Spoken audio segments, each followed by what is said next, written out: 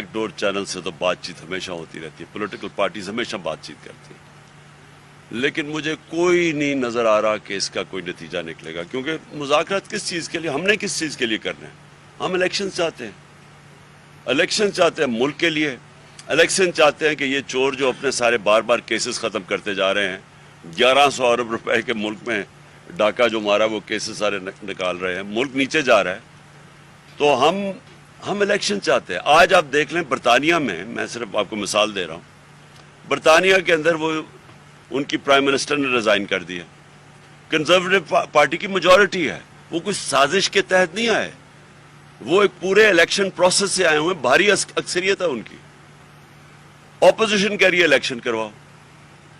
حالانکہ صرف ان کی اندر پارٹی کی ایک پرائم منسٹر نے ریزائن کیا ہے تو دوسری الیکٹ ہو سکتا ہے۔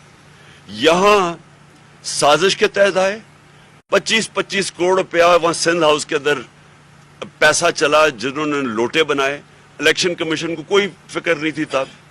کہ اتنا بڑی کرپشن چل رہی ہے، آپ لوگوں کے ضمیر خرید رہے ہیں،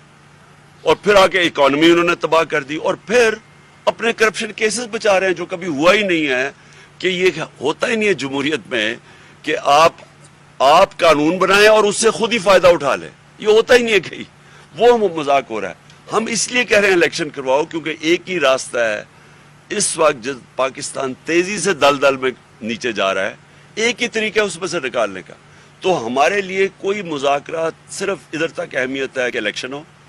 لیکن مجھے پورا یقین ہے کہ انہوں نے الیکشن نہیں کروانے، خاص طور پہ اتنی کوشش کر کے انہوں نے ہمارے کمزور سے کمزور حلقوں پہ الیکشن، جب وہ بھی ہار گئے ہیں تو مجھے اب کوئی امید نہیں ہے الیکشن کی، اور انشاءاللہ میرے خیال میں جمعے کو میں اناؤنس کر دوں گا اپنی